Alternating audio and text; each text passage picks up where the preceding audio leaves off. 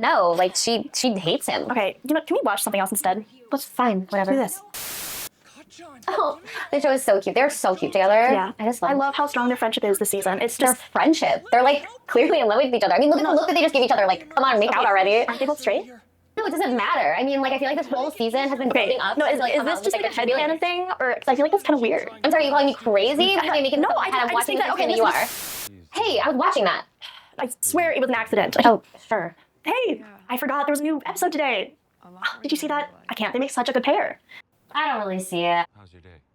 What the f is that supposed to mean? Wait, they're so obviously just- different. They're not even in the same episodes how? together. Okay, you know what? I get it. You're jealous. What? You're being jealous of their complete- relationships. What are you talking about? This is like, you're being completely irrational. This isn't. I'll show you irrational. What the heck? Stop! It's crazy!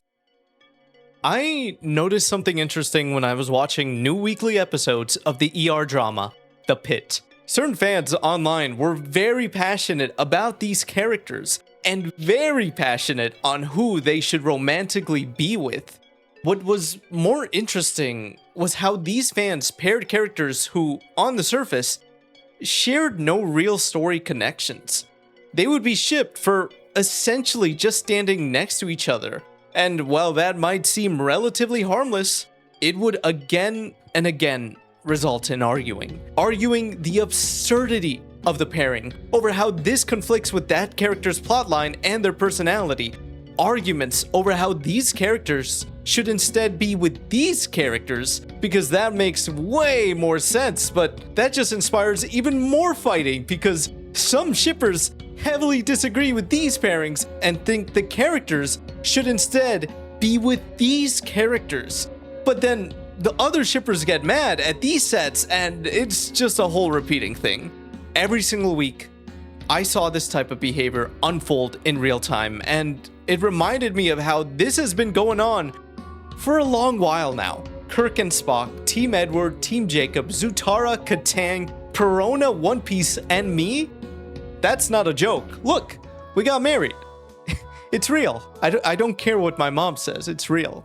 Now, I admittedly don't have much shipping experience myself. While I do have my favorites, I don't feel strongly enough to ever debate someone over the validity of these pairings. So I wanted to dig deep to really understand how fandoms can get this way, and that includes going through dozens and dozens and dozens of separate arguments and incidents. To sum it up, researching for this video hurt. I had to go through these types of interactions in short doses because it genuinely felt like I was taking psychic damage. So if you're enjoying this so far, please do consider subscribing. It means a lot. Thanks. I appreciate it. Let's go through some definitions that'll help set the groundwork here. An anti-shipper, or an anti, is it pronounced anti? I don't know, is someone who is against a particular ship. They also tend to believe that what you like in the fictional sense is a reflection of who you are as a person. As such, this group is against controversial pairings, such as those involving severe age gaps, abusive relationships, and other obviously morally defunct examples. A pro shipper is not, like what I thought, a professional shipper.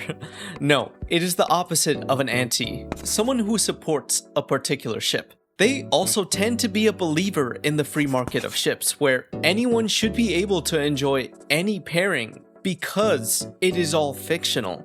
And now, here is where it gets complicated because there doesn't seem to be a set definition of a pro shipper. Its use ranges from those who just mind their own business and don't care if other people's ships contradict their own, to being okay with controversial ships, and even further to someone who actively seeks out problematic ships. However they may define themselves, these two groups will routinely butt heads and go to great lengths to try to defend their ship. But why?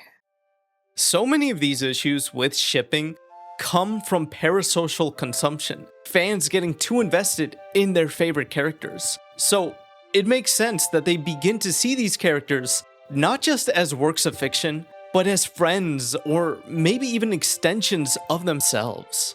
This has actually been studied. Back in 2017, at the height of Game of Thrones, researchers took a closer look at how fans related to the characters. While participants were getting their brains scanned, they were asked to think about themselves, 9 real friends, and 9 fictional characters. What they found out was that when they thought about their favorite character, the part of the brain that would light up was similar to when the participant thought of themselves. This implies a strong connection between the two. The leading factor that increased that connection was loneliness. The boundaries between real and some fictional people were nearly non-existent for the loneliest participant. To them, their favorite characters might as well have been their actual best friends. As time goes on, that connection just grows stronger. This is especially the case when there's large gaps of time between content from that media. If it takes years for the next installment of a series to release, the community can sustain themselves until then with fan art, fanfics, and discussions. This is all, of course, another form of entertainment that stems from this beloved fictional world of theirs. The difference here, though, is that the creators of these fan-made pieces are typically much more accessible than the official creators. If you don't agree with something a fan made or said, the reply button is right there. If a story is ongoing, shippers feel compelled to campaign for their matchups because surely this is where the narrative will go. Their pairing is endgame because of this, and that in the story. They're obviously meant to be together. The evidence they bring up and defend with their life can range from legitimate plot analysis that does actually hint at a relationship being a real possibility to a curtains are blue situation where they will do leaps and bounds to string together the smallest, seemingly insignificant details to craft a theory they perceive will be set in stone, when in reality, those details probably don't mean anything. This is a result of uncertainty distress. When you don't know the outcome of something, and that creates an uncomfortable space. This frustrating lack of closure can trigger a person's fight or flight, putting them on edge around this topic. So imagine a person like that who routinely exposes themselves to a sea of contradictory voices. Unbeknownst to them, they become addicted to the cycle of it all. And when that piece of media does conclude, if their pairing doesn't become canon, they will simply disregard it. Which is absolutely fine, that's why headcanons are a thing. It, however, becomes an issue when the fighting continues because they disagree with the creator's decisions. The shipper aggressively imposes their own personal sense of ownership over the characters because they think they know them better than the creator. Another big reason shippers are like this is tribalism. That us versus them mentality. These groups have developed a shared identity that they cherish, especially if they don't really have much of a sense of a community elsewhere in their lives. At this point, it becomes a cult of canon, essentially a form of religion where if you disagree with our pairing, then you are the enemy, and therefore, you should be absolutely fucking destroyed. Cognitive dissonance is also fully at play here. When your worldview is challenged, it causes an uncomfortable internal disturbance that leads to you getting defensive and wanting to push back. Essentially, it's emotional cope. This passage from Psychology Today puts this whole thing really well. Cognitive dissonance is everywhere. It can cause us to rationalize harmful behavior and keep us stuck in the same painful cycles. One such example is how shippers would often see their side as the only correct one. They call into question the intelligence of their perceived enemies. They're so off base with their ships and completely mischaracterizing the characters. That ship doesn't make sense at all. These kinds of things can even turn into a morality contest, both for the shippers themselves and for the characters they're campaigning for, since they're trying to dictate what those characters most deserve.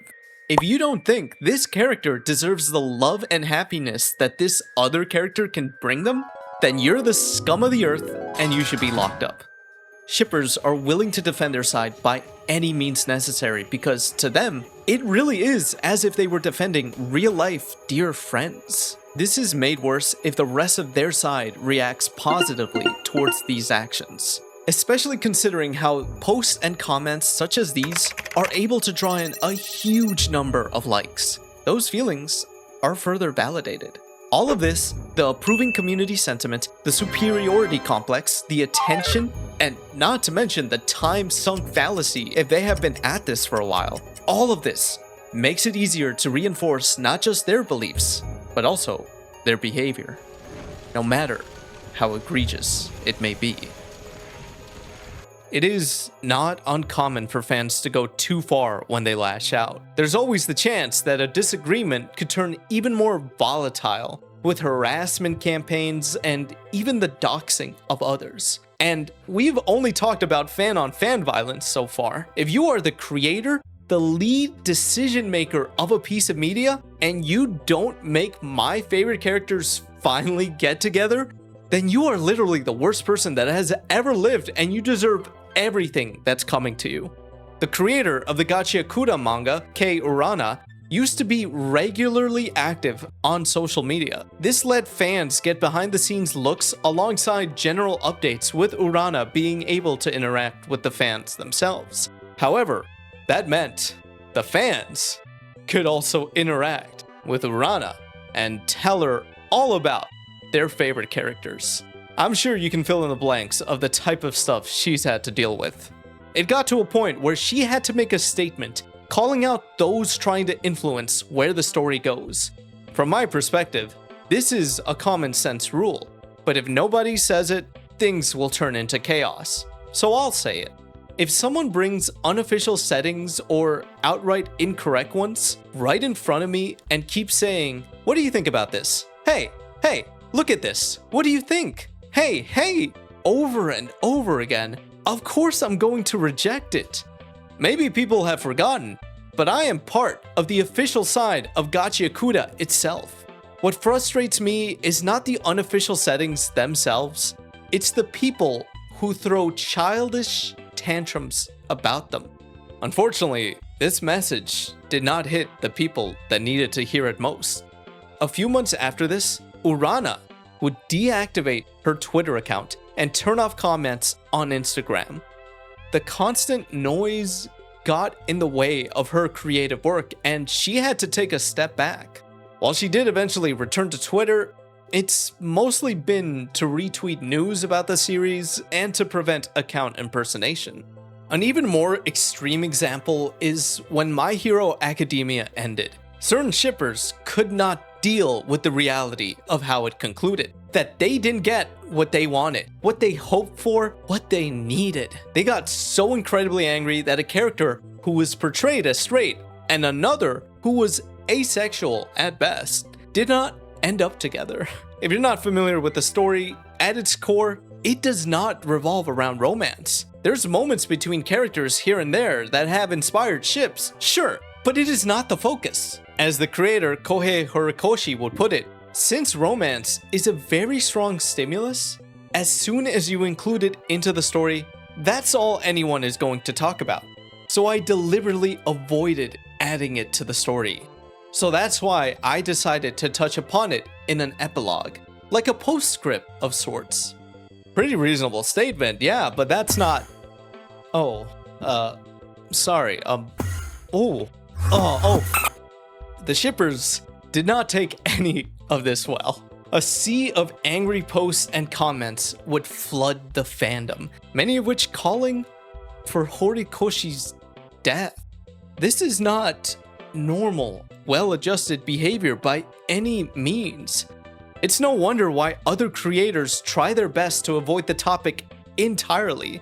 This was what Final Fantasy VII Rebirth's director, Naoki Hamaguchi, had to say when he was asked which ship he sailed. Are you a bigger fan of the Tifa or the Aerith ship with Cloud? That's one I absolutely cannot answer. It's the right answer. Okay, so I cannot answer the question. I will not answer the question. again and again, we've seen some pretty level-headed and reasonable statements from creators regarding how they go about their work. It is the fandom shippers that can't wrap their heads around any of this logic because they simply do not see anything wrong with what they're doing. Now let's take a look at Resident Evil. It is my favorite horror franchise of all time. I love the games, I love the characters, and I've made multiple videos on it over on my gaming channel. But with that being said, there is that one side to it that I just pretend I don't see. The shippers in the fandom are very interested in Leon Kennedy's love life. Who he should end up with has always been a hot topic debate, and that was only further fueled by his appearance in the latest Requiem game, where the concept art revealed that he was wearing a wedding ring. The game's director, Noshi Nakanishi, said that the ring was simply meant to portray Leon's changes as he got older. And in the conclusion of Requiem, the identity of his partner isn't important. But I guess it didn't go like I thought, right? If we'd emphasized it in that scene, it would have overshadowed everything else, especially for Leon fans. The ring isn't brought up at all in the game whatsoever, but this lit a fire underneath shippers. Who could he possibly be married to? The elusive spy Ada, who is the only person he's shown romantic interest towards.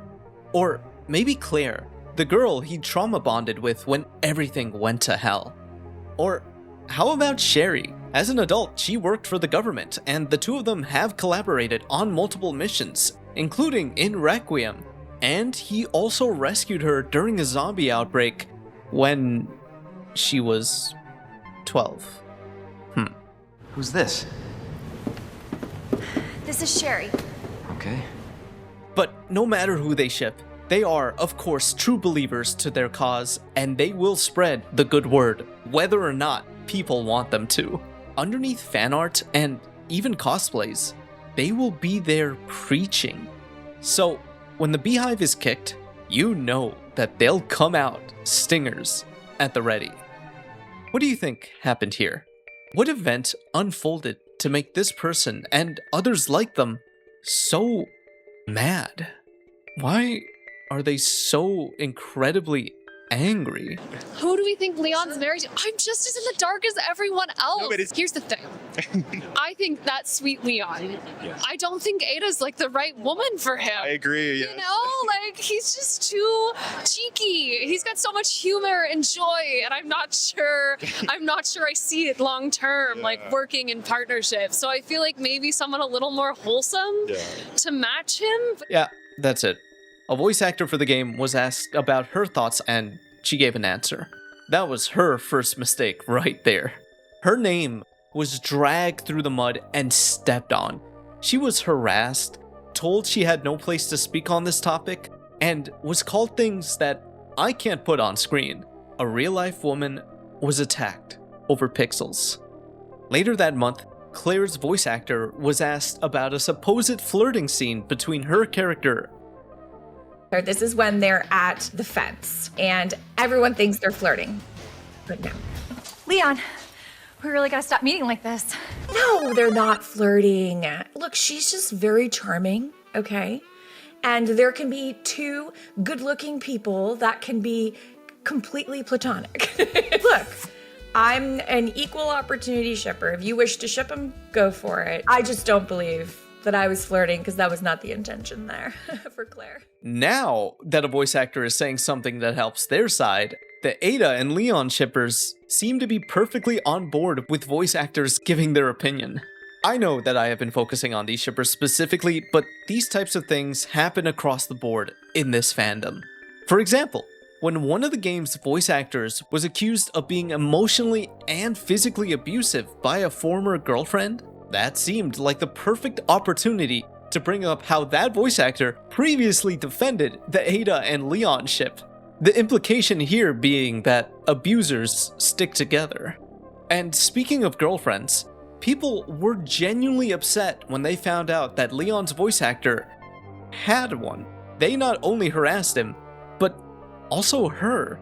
She has nothing to do with the franchise. I guess their reasoning was that he shouldn't be in a public relationship because his character needs to be with who they want him to be with. And don't even get me started on those that think because his girlfriend is black, that means Leon must be married to Hunnigan because she is also black. It's no wonder that this was the voice actor's response when asked who Leon might be married to. Well, in the concept art, it's revealed that Leon is wearing a wedding ring. Can you tell us who he is married to? Absolutely not. And the reason is because I would be beheaded by half the fan base. I'm not going to comment on that. I'm staying clear. I want to live. Going back to My Hero Academia real quick, there was an incident where the main character's English voice actor, Justin Briner, attended a convention panel. This event involved fans being able to ask him questions, and this is what happened when he was asked about a ship involving his character and a 7-year-old child. What's your opinion on your ships? Oh my god. How did we get here again? No. Okay, we're gonna keep answering questions after this. It's none of my business, really. And who cares what 30-something year old? Don't you love your ship with Aerie? Oh my god. Shut it down. That's enough. Oh my goodness. All right. Yeah. He would later put out this statement pleading with fans to stop asking him about ships in general. If the people who are bringing these characters and stories to life have to beg for boundaries, imagine what it'd be like if all of this toxic behavior solely stemmed from you. Not a story you tell, not a character you play, just you. Imagine if fans behaved like everything that we just went over, but instead of fictional characters, they obsess over the love life of living, breathing people.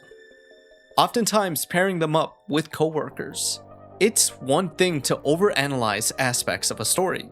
It's another thing entirely to frame by frame dissect how a person acts around others. This has come a long way from the pre-relationship Justin Timberlake and Britney Spears shipping in the 2000s.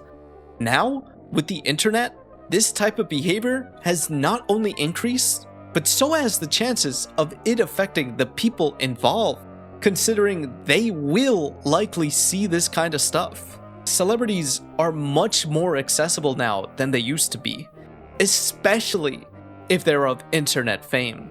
YouTubers such as Dan and Phil and Smosh's Shane Top and Courtney Miller, while they did eventually reveal their relationships, have later spoken out about how uncomfortable fan speculation was. They had to be hyper aware of how they acted around each other in order to maintain a sense of privacy. And again, these are couples that were actually in the relationship that fans wanted them to be in. Take a listen to what Fifth Harmony's Lauren Hadegi had to go through. People thought Camila and I were like into each other. And that made me so uncomfortable, like disgustingly uncomfortable, because I was queer, but she was not. It made me feel like a predator because of the type of clips people would put together and the type of stories people would write and the type of stuff.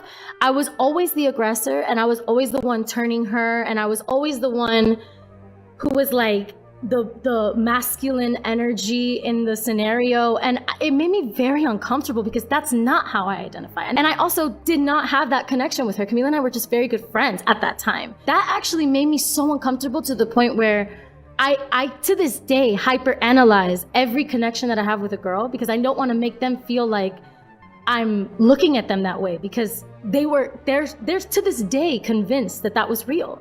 I just chose to ignore it at a certain point because getting angry to them would mean that it was real and validate it more for them. So I was like, okay, then I can't get angry or defend myself apparently, because then that just makes it more real. Like it just. As she touches on there, just like with any other ship, there are a number of fanfictions and drawings produced. They range from regular wholesome couple life to the more explicit and even morally bankrupt depictions. And as you may be able to guess, when a celebrity pushes back or does something that goes against the ship, such as having a relationship with anyone else, the fans will see red and lose that last bit of basic decency they had. Before we continue, I just wanted to give a quick shout out to these videos. As an outsider, they really helped me dive into the shipping world as a whole, so go check them out too if you want to head further down this rabbit hole. Now, there has been one constant in the shipper demographic, from the past to the present, and certainly to the future. A huge chunk of them are on the younger side. A reason for why their behavior seems to be more unhinged nowadays compared to past generations is because they are growing up in an even more hostile and uncertain world. Combine that with how pandemic lockdowns, while necessary, did in fact interfere with the social development of children. In these prime years for developing social skills, they were isolated from each other and had no choice but to interact with others using yet another screen, another aspect of their life digitized. And the effects of that linger when years later, they are arguing with strangers online like their life depends on it. One of the more often overlooked issues here is that at a certain point, the shipping takes precedence over the story. Romance is all that matters now. Speaking as an outsider, it doesn't seem healthy or fun to voluntarily be constantly on guard like this. In a way, I would argue that it actually devalues the media they love so much by utilizing the death of the author concept as a weapon, where to them, their interpretation of their beloved work is the only valid one, robbing others of enjoying that piece of media that they themselves claim to love. That really sucks because on the surface, it seems like shipping would be a fun thing. How beautiful is it that a work of fiction can touch us in a way that we want the best for these characters that have never and will never exist? Do you know what crack ships are? It's putting two characters that have absolutely no business being together. Why is Disney's Princess Tiana with Nanami Jujutsu Kaisen? Why is Sukuna with Cinderella? And why is there so much gorgeous artwork of them? This right here is fun and a breath of fresh air after all the things we talked about. Of all the groups I've seen, the shippers here are the ones thriving with minimal drama. This is what shipping should be. Creative, harmless, fun. Why is that such a hard concept to attain? Look at this. The squid emoji is as big as the castle emoji. And now the squid is bigger. This online stuff isn't real. Someone having a different opinion on who a fictional character ends up with is not a real problem. I've said this already in multiple videos, but please, if you've ever found yourself in these situations, I implore you to touch grass. I mean that sincerely. It's good for you. You will feel so much better. Returning to that psychology article from earlier about cognitive dissonance, if we can learn to stay with the discomfort of seemingly incompatible truths, we can learn from them in ways that help us grow, that turn us toward each other rather than away. When we can do this, we are then better able to build relationships, families, and societies that no longer demand smallness and misbelief in exchange for peace. Thank you so much for watching. It is your support that makes these types of videos possible, so if you want even more, I do have a free to join Patreon now. You can get updates, your name here at the end of videos, a say in future content, and also a bunch of behind the scenes looks. If that interests you, the link is down below, and thank you either way.